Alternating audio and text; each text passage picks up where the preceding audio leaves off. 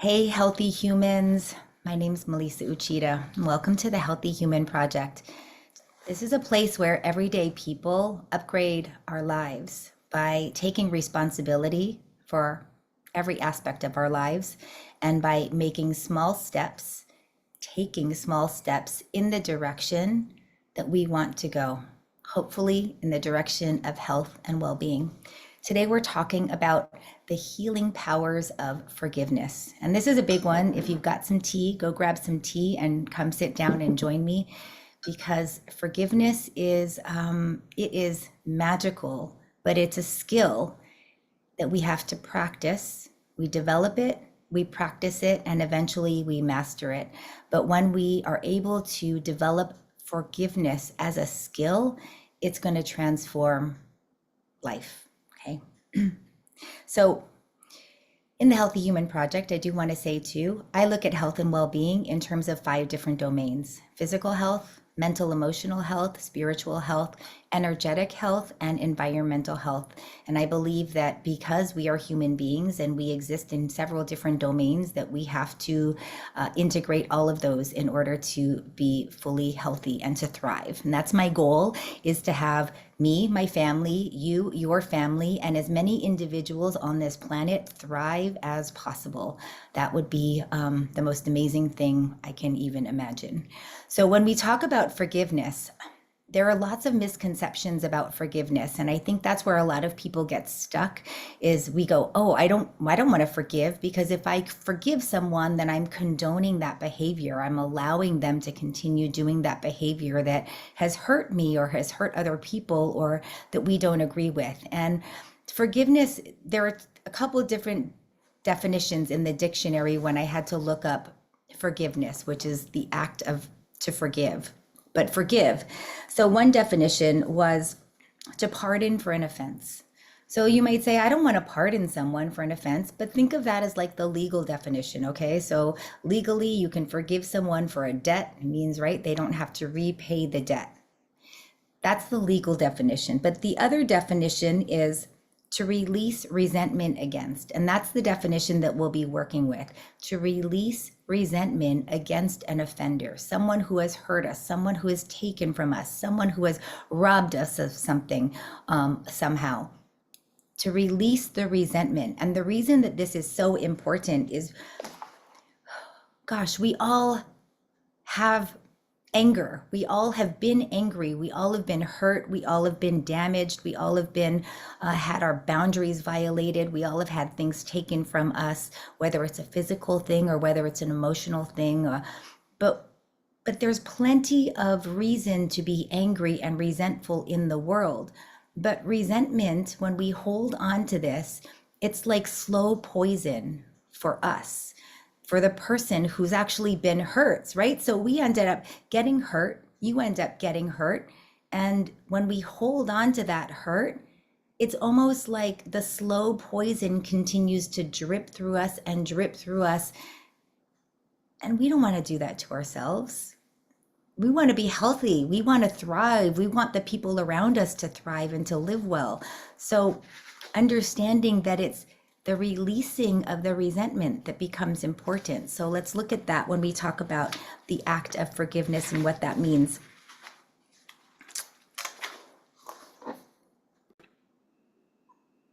So what does it mean when we resent someone? Someone does something to us and we have this resentment, we hold this bitterness to them. And if we don't let it go, it will make us not only emotionally sick and energetically sick, and our relationships will suffer, our how we see the world will suffer, but it also can make us physically sick. I think of resentment as like poisoning ourselves. Emotionally, resentment creates layers of separation between us, because when we resent someone, we have to put on these layers of protection. So we have all of these energetic layers that actually keep us separate from other people. And even though you might say, I only resent that one person for that thing that they did, what happens as those layers start to build up is we create a thicker and thicker layer between us and all other people, because we can't separate. How we see the world infiltrates everything. It's not just about me and that other person. It becomes how I experience the whole world. And we become blocked to things like joy, connection, peace, love, happiness, fun, spontaneity. We have blocks to all those things. And have you ever been around? I know we've been around resentful people. So it's easier for us to see this in other people, which is why I want you to think about, who have I been around that was resentful or judgmental or bitter? And how did you feel when you were with that person?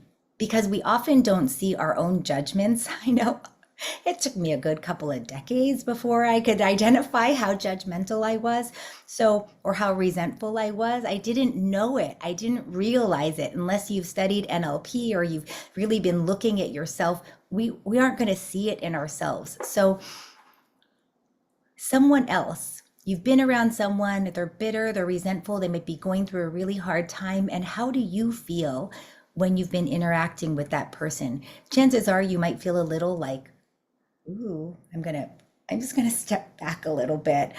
Or you might not be as key to hang out with them the next time because they're full of resentment. They're prickly like porcupines. I kind of think of that. I like to think of a pufferfish or a porcupine where when we're resentful, our quills go out. And so no one can get really close because our quills are all pointing outward. So we all know the porcupines that are in our lives, right? But we are also porcupines. We just don't sense it. We might not really understand that. But when we look at what resentment does to us, then it will allow us to see how essential forgiveness is as a skill to develop and to cultivate.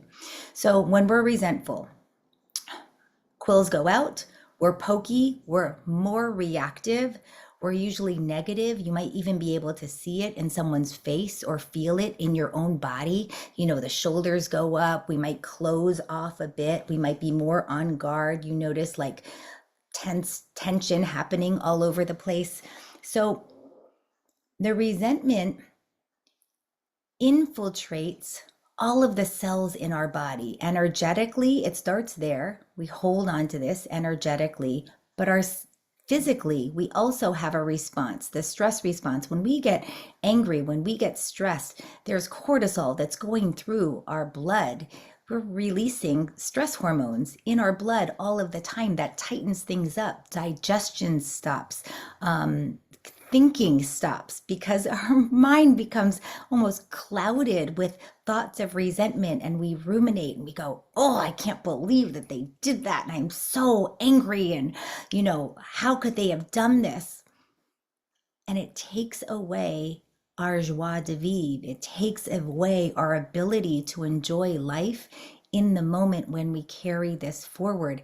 And of course, when we are resentful, I compare it to a boat, like a motorboat that leaves a wake. So there's another boat that's going and you're kind of driving behind that boat, right? So that boat is going and they might be going fast and they're going up and down and they're having a blast and they're like, woohoo, I'm having a great time. This is so awesome. And meanwhile, the boat behind them is stuck in their wakes. Now they don't even know that you're in their wake, right? But what's happening with us? We're leaving a wake behind us too. And there's someone else, several people, that are also caught in our wake. So we have to understand that it's not just one dominoes to the other, dominoes to the other, and dominoes to the other. And it interferes with all of our relationships. It interferes with the way the brain works. It interferes with our digestion, with the way the physical body is operating. We get tension, tightness, pain, literally hardening up. That's what resentment does. It hardens us up. And there might be people in your life where you go, oh yeah, they're hard. They're hard. Not that there's not reason. Of course, there's reason. There is reason for all of us to be hard. There's reason for all of us have been hurt. We've been wounded. We've been neglected or left or abandoned, or there have been so many wrongs can go wrong in a lifetime. But the resentment is a poison for ourselves. Mentally, it takes up headspace. Resentment takes up headspace so that we don't have a clear mind to be able to focus on what it is that we really truly want in this lifetime. And we do have this lifetime. This is what we've got, right? So the more we're able to practice forgiving, the more we're able to clear up more of the headspace. Physically, blood pressure, of course, goes up, puts more pressure on the heart, digestion shuts down. We can even end up with things like skin conditions, boils, or acne or eczema. Those can all be side effects of holding on to resentment.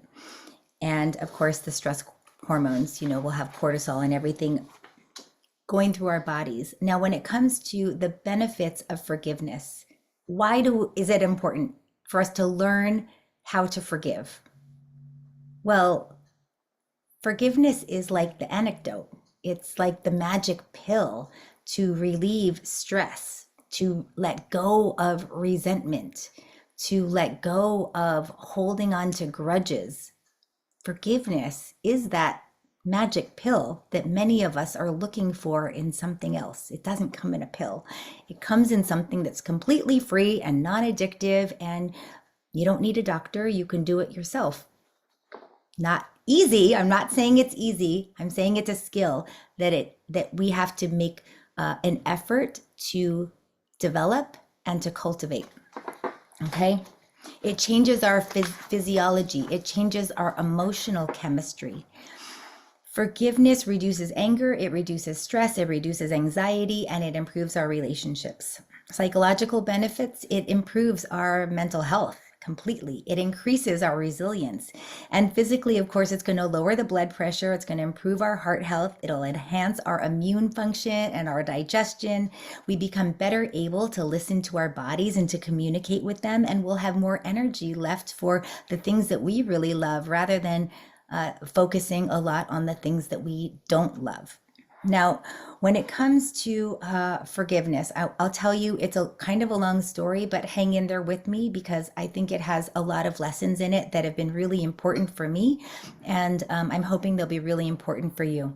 When I was a teenager, I was really angry. I mean, I had several years of being so angry, rageful, and fighting, yelling, kicking, violent, running away from home.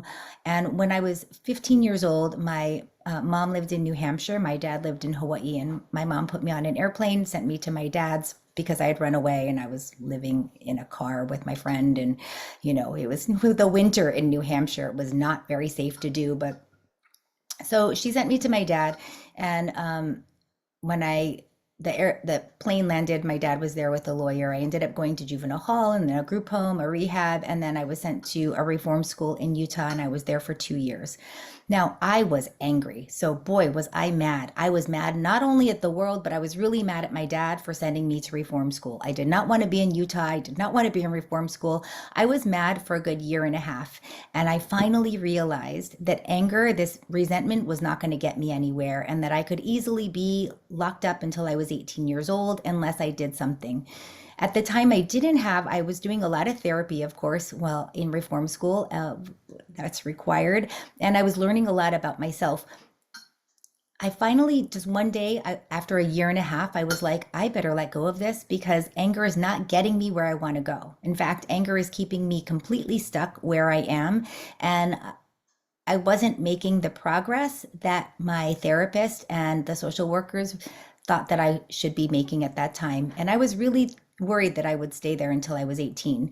So at about a year and a half, I just decided, oh my gosh, I'm going to drop the anger. Now, I wasn't relating it necessarily to forgiveness, but I was like, I'm dropping the anger. I stopped being mad at my dad and my stepmom. And I was like, okay, now how can I better myself? And I was also meditating. I learned to meditate and I learned to exercise while I was in rehab, so in reform school. So that was really important. The skills that I got there, I learned how to clean a bathroom and I learned how to completely clean out a refrigerator. And if you think that's not a great life skill, all the parents know that it is. These are great life skills that teenagers should know how to do. So after about a year and a half, I said, all right, I am letting go of this. I'm tired of being angry. It's not serving me. It does not help at all. I let go. And I instantly started to see some improvements. So 6 months later, I was out of reform school. I went back to Hawaii. I was living with my dad. I went on, let's fast forward now, 15 years later. So 15 years later, I was about 30 years old, and I was having a conversation with my grandparents, and I said something about the day that I got my mom had sent me to my dad. So I said, yeah, well, dad sent me away. He put me in reform school. And they were like, what? And I said, yeah, dad didn't want me. He didn't want me. And so he sent me away. And that was really hard. That was a hard thing for a 15-year-old to go through. And they said, no, what are you talking about? They were so confused. They said, no, you brought that animal with you from New Hampshire to Hawaii. Now, I brought a hamster with me because I didn't want to be alone. It was 17-hour flight, 15-hour flight, something like that. You're flying halfway across the world. I was scared. I did not want to be alone. So I brought a hamster. And in Hawaii, there's a really fragile ecosystem. You cannot bring outside animals. There's no snakes. There are no rabies. The Portuguese brought in mongoose many, many years ago, and it completely disrupted the ecosystem in Hawaii. You just can't do it. So they said, no, you brought that animal, Missy, and you got arrested. And your dad was there with a lawyer because that was a way to create a plea deal with you so that you wouldn't go to prison and have a felony on your record for the rest of your life. Now, by the time I found this out, I was 30 years old. I wasn't still resentful of my dad necessarily, but there's still that feeling of not being wanted. There's still that feeling of kind of like being sent away and being bad. And so I remember it completely, I was so surprised. I didn't understand. So I had carried around this belief with me. First, I was mad for a year and a half about it, and it wasn't even true. And then I carried around another belief with me for another 15 years about something that wasn't even true. I didn't have the whole story. I didn't understand the full picture of it. And then we can fast forward another 18 years or so. I was about 48 years old. I was doing a life review because my husband had died. He had died by suicide after attacking me.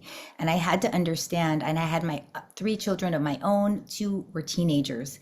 And I wanted to make sure that I would not be repeating steps that would have my children follow in any of the footsteps that I had been through, because I did not want them to have to go through what I went through.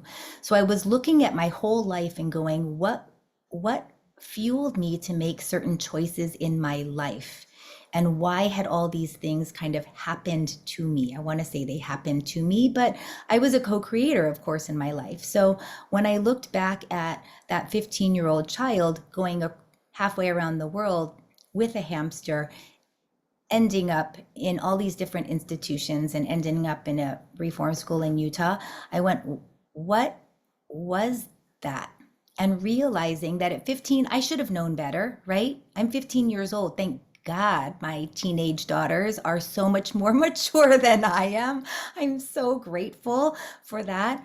But looking at them and going, what would I have expected of one of my teenage daughters? What would I have done? And realizing that at the same time, there was a parent that put me on a plane with a hamster going to Hawaii, an adult who should have known better, definitely should have known better. As a 15-year-old, I should have known better.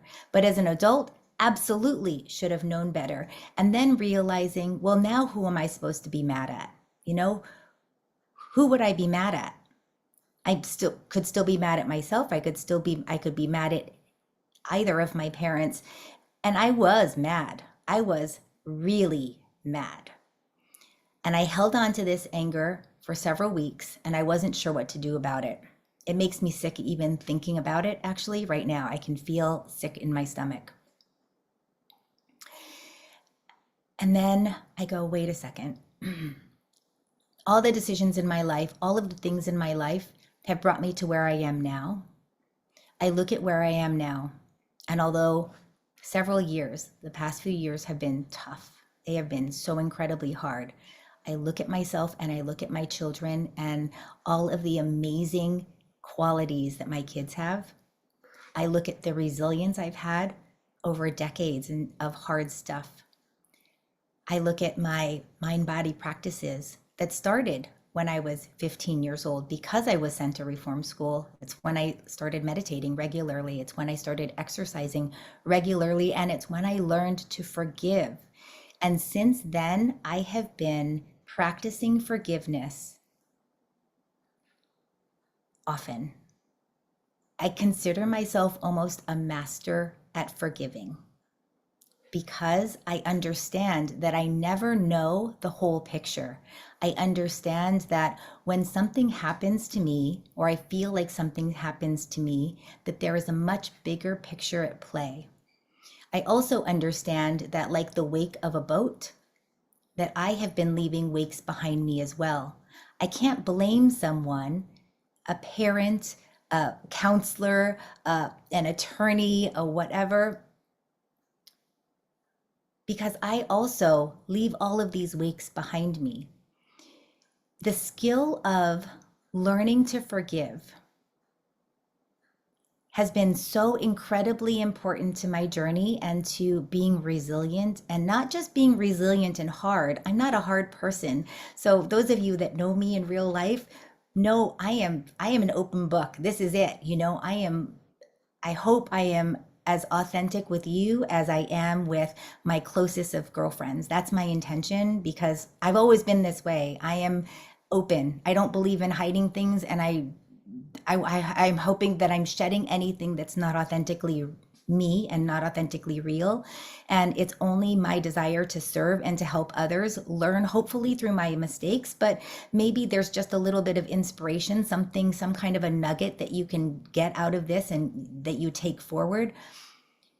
But learning to forgive has made it so that we can go through some really, really, really hard things, and we can still turn around at some point and live with joy and live with deep connection to other people, live with deep connection to spirit and to source, live with deep meaning and abundance and wholeness.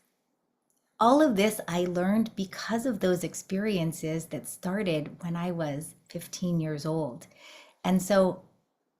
And I wouldn't be the person that I am today. My kids wouldn't be the people that they are today. Everything would be different, right? If we were to change one small thing in our past, everything would be different. And so I learned as a part of forgiveness to look at the things that we see as hardships, the things that we see as the most heartbreaking and the most wrong events that could happen to a person, and to say, what is the gift that came out of this? How have I become stronger? How have I become more resilient? How have I become more connected? How have I become more compassionate? How have I become more inspired? How have I become more inspiring? It happens because of those hardships. And I'm not saying that anything that's happened to you is justified. I'm not condoning anything that's happened to you in any way at all. There's a lot of unfair stuff that happens in this world, and for any of your pain, I am really deeply, deeply sorry. Because life can be really hard, right?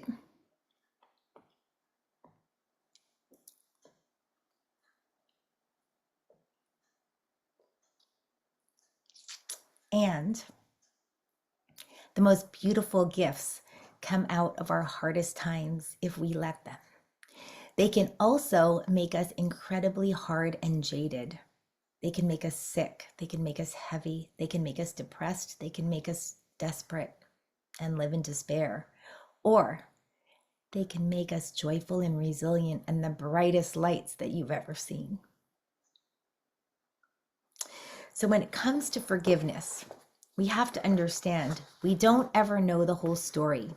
We don't ever see the big picture. We can only ask to have bigger and bigger and bigger pictures, more awareness for each obstacle, for each challenge that we have, for everything that we go, that is so unfair, it's so unjust, it's so wrong. we can also look at it and say, okay, now what's a different perspective? What's a bigger perspective of this? What am I not seeing? And I ask all the time to be shown, what am I not seeing? Because I know that I'm only seeing a tiny little fraction of what actually exists. And even if we were to go beyond and go to our parents and their backgrounds and their experiences and their histories and their parents and their backgrounds and their histories, what they experienced, what I know for sure is that right now is a huge time of intergenerational healing. This can happen, and it is happening right now on a global scale. If we invite in the willingness to forgive, we invite in healing, not just for ourselves, not just for our children, but for our parents, for their parents, for their parents, and for their parents. We can do the healing that will heal generations that have come before us, and that hopefully will soften some of the heartaches and offer ways to heal the future generations. We can give them tools right now for how to heal, rather than taking up arms and saying, think of the pufferfish or think of the porcupine. We could all have these shields and these swords going outward and saying, I'm ready for war, I'm ready to fight. And a lot of us live in that state all the time. I mean, you brush up against someone's car and they might be ready to, like, I don't know. I mean, I was talking to someone the other day who said his boxing coach was murdered in a drive-by shooting. It was like it was something that had happened, and it was just a bystander. This is the stuff that's happening because people are so on guard. We don't have to live that way, but it takes being willing to say, hold on a second. I'm willing to forgive. And it doesn't mean that you say, yeah, that's go ahead. You can walk all over me, or go ahead. You can go kill someone else, or go ahead. You can go and whatever it is, all of the resentments, cheat on you, or, we all have resentments. I'm simply saying it takes a willingness to say, hold on a second. You know what? I forgive. Now we have to turn this back to ourselves as well. So I understand that we've all been hurt.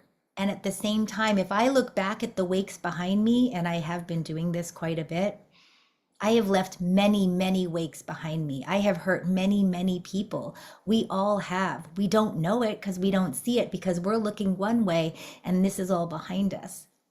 But there's plenty of pain back here. So what do? It doesn't mean we have to always turn around and say, oh, I'm going to give you a tool that I think is, it's just a most beautiful, sacred tool for forgiveness. And it works on ourselves and it works on other people. Okay, it's called Ho'oponopono. And I know many of you know this. The big picture, yeah. Oh, before Ho'oponopono, I want to tell you too about what it does for our relationships when we start to forgive. So when we start to forgive other people, for me, I had to start with other people. I started forgiving other people because those were the injustices I saw. You've done this to me, so I'm going to forgive you. You don't have to say I forgive you to them, but there's also this opening and this blooming. When we learn to forgive, not only does it change the relationships that we're currently in, whether it's with your children, whether it's with your friends, whether it's with your family, whether it's with partners or co-workers. It can be on big scales and on small scales. But the relationships start to change, because then we're not carrying around 30 pounds or 60 pounds of resentment, which is what most of us are doing. Doesn't the body feel heavy? It's like, oh my God, I'm just carrying or schlepping around all this stuff. We don't have to do that. It opens us up to be able to see the beauty in the relationships, to be able to have the connection between different people. When we learn to forgive ourselves, it frees us up to be able to say, you know what? I am human. I am a human being, and that means that I am not perfect. I'm not striving to be perfect. I'm just striving to be better. I'm striving to make a smaller step in the direction that I want to go every single day. Last week, I talked about Progress, practice makes permanent. Practice makes permanent. So if we do that in the direction of progress, we continue to practice. We practice forgiveness. It's not something that we're going to get perfectly. Gosh, I forgive. Sometimes I forgive myself. I find myself making the same mistake the next day and I have to go, oh my gosh, I forgive. Now we're used to other people saying, well, you say you're sorry, but if you don't change the behavior, then how sorry are you? Well, we say we're sorry and we make an attempt to change the behavior, but the behaviors are programmed into our physiology. They're actually programmed like a computer program. So what we have to do is recreate a new behavior that's going to replace the old one, but that happens with consistency. So it doesn't happen overnight. It happens with practice over time, repeated over and over and over and over. So sometimes we do have to say, I'm sorry. You know how many times I tried to quit drinking before I actually quit? I can't even tell you. I have no idea how many times actually, but it was a lot. But if I had at any point had said, you keep saying you're going to quit drinking. Why? But look at then, I don't trust you anymore. You keep saying you're going to stop eating junk food. You keep saying you're going to stop, whatever anything, whether gambling, sex, drug, whatever it is, being mean, losing your temper, whatever it is. If we give up on ourselves, if we give up on other people, well, then we're just going to live in a world that's just complete chaos and hell, right? What good does that do? No, yes, say you're sorry, even if you know that you can't make it perfect the next time. We're working toward it, right? We're making progress over and over and over. Practice makes permanent. Practice makes permanent. Let that be the mantra in your head. So when it comes to forgiveness, we're going to practice forgiveness. Now, you might start with something small. So I'm talking about some big things today, but they started with small things. No, they've started with big things, but I didn't get good at the big things until lots and lots and lots of practice. In terms of forgiving, I'm also super blessed that my memory, it goes in and it goes out. So I don't hold on to the negative stuff, but I also don't complain about it. I don't talk about it. And that is another reinforcement. So talking about the offense, ruminating, living in it, that's going to keep that imprint, that computer program more ingrained. The more we complain, the more we talk about something, the harder that pathway stays. So it becomes really important to say, oh, I'm going to redirect. Oh, I'm going to redirect. Oh, I'm going to redirect. And we might have to do that over and over and over again. And just know that that's okay. It takes some effort, but it's definitely worth it, right? You are worth it. We are worth it. Our joy, our quality of life is worth it because we get this one life in this year, in this time frame. We don't know how long our lives are going to be, but wouldn't it be nice to enjoy most of it, to enjoy some of it, to watch people around us that we love, to watch them enjoy it? Because we know our resentment affects everyone else around us. When we are resentful, they feel it. And so let's do ourselves and let's do the people around us a big, huge favor and say, I'm going to practice forgiveness. Give it a week. Ho'oponopono. You're going to try this for a week, right? You can do it every single day. So ho'oponopono is a Hawaiian prayer. Traditionally, it was used by a kahuna, still is, used by a kahuna who's a Hawaiian priest who acted as a mediator between two parties. I think we should go back to it. Wouldn't that be great? If every time there was a conflict, there was some kind of a mediator between two parties. I was doing this with my son at the pool yesterday because he and another 7-year-old were fighting. Both of them were like, he tried to drown me. He tried to drown me. Now, when it comes to safety, I was pretty strict. Mama Bear stepped in and I was like, okay, boys, there is absolutely no holding anyone under the water. Like, you cannot do that, right? But within 2 minutes, they were best buddies again and running around and playing. It takes a mediator to just say, okay, yeah, well, that might have happened. That might have happened. Whatever happened, these are the rules moving forward. There is absolutely no dangerous stuff going on when we are at the pool and both of you each say you're sorry and do you forgive each other? Great, great. Yep, let's move on and let's play and enjoy the rest of the afternoon at the pool. which is exactly what happened. So sometimes maybe we need a mediator. Often with Ho'oponopono, you don't need another person. You can do this just with yourself. You can write it down. You can say it out loud. It's 4 lines. I'm sorry. Please forgive me. Thank you. And I love you. When we say I am sorry, if this does, and you might say, well, I didn't do anything wrong. I'm not going to say I'm sorry. Look, we can all say I'm sorry for pain someone else is going through. I'm so sorry that you're in this situation. I'm so sorry that you feel this way. I am so sorry that this has happened to you. I am so sorry that there was a misunderstanding. I am so sorry that we weren't connecting in the same way, or that our intentions weren't the same, or I am so sorry that this is. It doesn't mean that you are sorry for what you've done. It can just mean that you're sorry for what is. Then please forgive me. Please forgive me. This is inviting. It invites in someone else to forgive. And we can do this for ourselves too. This is really important. Please forgive me.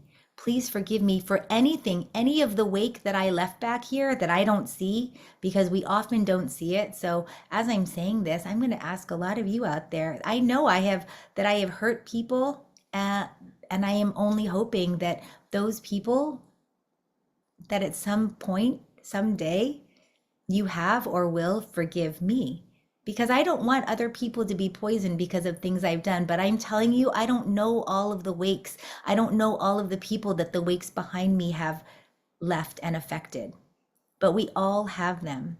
So please forgive me for anything that I don't know that I have done. If you know you've done something, then you can be specific about it. But if you don't, then please forgive me for any wrongdoing I have done. Please forgive me for anything that I might have said that would have offended you or hurt you. Please forgive me for being ignorant, for just not even knowing that I could have hurt you. Or please forgive me for something that I might have done that maliciously or intentionally hurt somebody else. Please forgive me for being the human being that I am. Okay? And then thank you. So forgiveness is a magic pill to heal resentment. Gratitude is like the special sauce that raises our vibration and makes life good. Gratitude is one of these, it's fundamental. It's an essential skill, and it's not about just saying, yeah, thanks, thanks. Gratitude comes from feeling it. And part of gratitude, we'll do a whole nother episode on this, part of being grateful comes with delayed gratification, and it comes with having to work towards something, which I think is part of what's going on with humanity today. Things have become so easy. We're getting things really easily. And so we're growing up not being grateful for what we have because it's all coming too easy. But that's a whole nother episode, okay? But when we say, thank you for showing me an area that I need to work on. Thank you for teaching me something about myself. This is a big one, because when I get offended now, doesn't happen often, but when I do, I know that there is something in there because I've been activated, that there is something in there that needs healing. There is something in there that I need to look at and go, oh, there's a part of me that I've been denying. I've been blocking it out. I've been, it will help to steer us in a direction. It gives us clarity about what we might want or what we might not want. So if we can look at every event as either it's going to steer us one way or it might steer us another way. I either want this more or I want this less. It's either desire or it's refraining. It's aversion. Okay. But each event is an opportunity for us to discover more about ourselves. And sometimes that might be the only thing that we're grateful for. And that's a big one. It's huge. I say only thing as if it's like nothing big. It's big. And most of you, I think, know this, but who you might call enemies, they're not enemies, but the people who give us the hardest time in life, those are our biggest teachers. And this is why. So thank you. Thank you for teaching me. Thank you for showing me more about myself. Thank you for opening me up to this part of myself that I didn't see before. Thank you for helping me to be able to steer my ship and get a clearer direction of what it is that I want in my life or who it is that I want to be. Thank you for showing me that I want more of this quality or I want less of this trait. Thank you. When we look at obstacles and hardships in our life as lessons and guideposts, like that's all it is. It's a sign saying, over here, come over here, or stay away, danger, like don't go that way. If we can look at them more as that way, rather than taking them personally, it's just a sign. It's just saying, yep, that way, or some other way. Okay. And, oh, yeah. And I love you. And I love you. I love you. I love you. I love you. These are hard words to say for many of us. Many of us have a really hard time saying them to ourselves. When my husband died, I got his phone and he had an alarm that went off every morning. And the alarm said, stand in the mirror and tell yourself, I love you. Every day. I love you. Often, that part has to start with ourselves. That's really hard. I know that my mom girlfriends, we have a really easy time expressing love to our children, but it's taken us into our 40s and 50s for us to really be able to love and accept and embrace ourselves. When we can say, I love you, and this is unconditional love. It's not the sweet love like, in the movies, love like infatuation or passion. This is love like we are connected and we are one, and I see you for all your strengths and for all your perceived weaknesses. I see you. I accept you just as you are. We have to do this for ourselves. I love you. I accept you just as you are. Just as you are. So maybe you want to try that. I love you. I love you. I love you. I love you. I love you. We say it to ourselves. We say it to the people who we've been hurt by. We say it to the people we are offended by, because ultimately we are all one. Ultimately, we all come from the same place. Part of us is earth. Part of us is material. We all come from the soil, from the ground, we're all going to go back there. The other part of us is divine, it's spirit, it's source energy, and we're all going to go back there. Well, we are already there. So when we understand we're all one,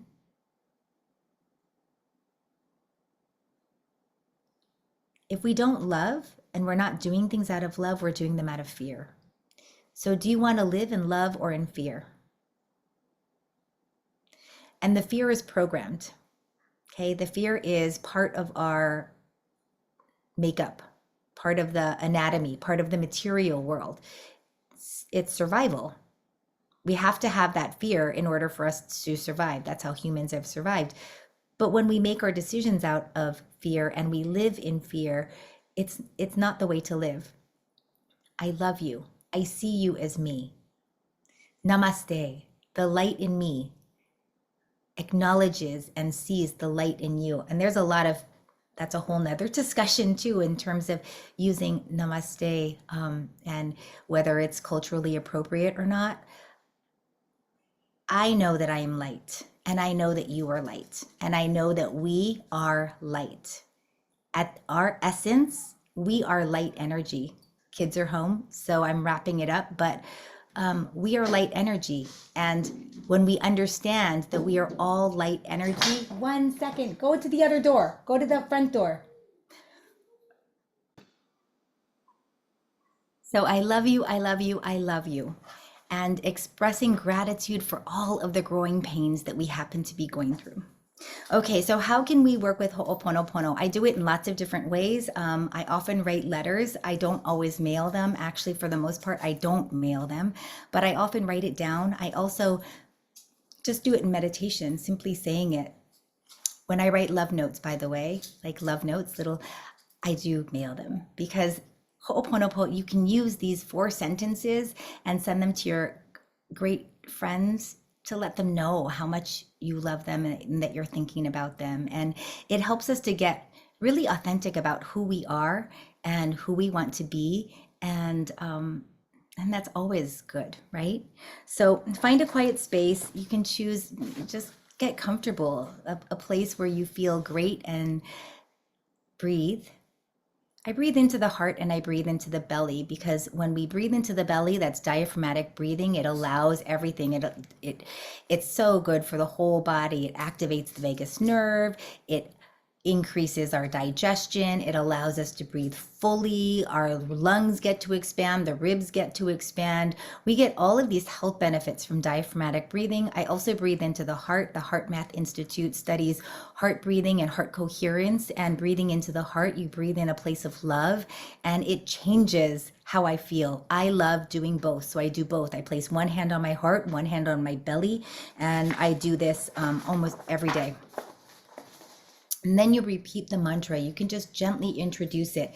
Now, with the mantra, it's so important that we actually feel it. Every time we say the phrases, feel it. You don't want to rush through it. Really feel, what is it? Sorry. Please forgive me. Thank you. I love you. And feel every single phrase and how much you're talking to this person, but it's your soul that's talking to this other person's soul. You don't have to say it to the person. You can think about them. And that's what's so beautiful. You could be estranged from someone. Someone could have died. They're on the other side. And you can still heal with doing Ho'oponopono. So reflect on the meanings, release the negative emotions. And remember, this is healing exercise for you. It's not that it's letting them off scot-free.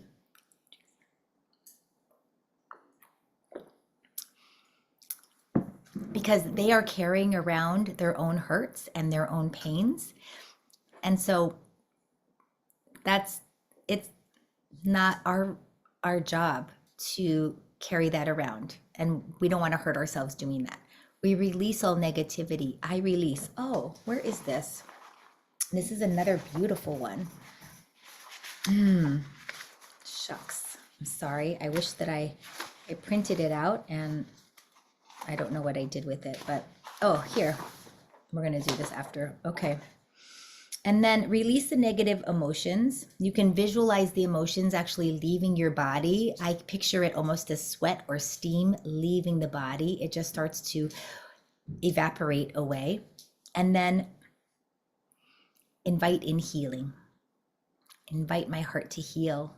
I invite my soul to heal. I invite my whole physical body to heal. I invite my energy to heal. Healing, and for healing, for me, is always the color green. For you, it might be pink or another favorite color, but maybe you're breathing in a color, inviting in healing. I can feel the healing when I place my hand on my heart. I always feel healing happen in my heart, and there's always more room for more healing, no matter how often I do this. And then I want to share this one. Someone sent this to me. I honestly don't know who sent it to me, but I love it. You don't even need to do it with the smoke, but you can if you wanted to burn something. I also do this quite a bit. We'll do this on another episode that we do full moon ceremonies on releasing, but I write things down and I burn them in a fire. Okay. Into the smoke, I release all energies that no longer serve my greatest good, all negativity that surrounds me, and all fears that limit me. I ask that only love, light, happiness, and abundance fill my space, and so it is. So this is another really beautiful one. All right. So again, forgiveness is a powerful healing tool. It is the magic. It is the antidote to resentment. So I hope that you enjoy practicing forgiveness. Give Ho'oponopono a try. Give the I release mantra a try. Next week, we'll be talking about grief and the early stages of grief, what we need to know getting through early grief, helping people just come to terms with grief, and then we'll work through deeper stages of healing grief. I also pretty soon going to be talking about technology and children, because that's a really big issue for me right now, and one that I feel like our children we need to have this conversation. We have to do it for them and for the future of our world. I'm Melissa Uchida. I'm so glad you're here. Thank you so much. If you like this episode, please give it a thumbs up, make a comment. I don't know how to make the comments public yet in YouTube. I'm still just figuring all this out. I'm doing this because I absolutely love it. And I have some courses I'll be offering soon on healing grief and on using it as a platform for spiritual awakening and transformation. This is quite a journey, and I want you to know that you aren't on it alone. I'm not on it alone. We're all doing this together, and I'm hoping that one small step forward, we each take a small step forward. We choose to take responsibility for our own lives and our own health and well-being, and we really can make a huge difference in the world. So again, thank you so much, and until I see you the next time.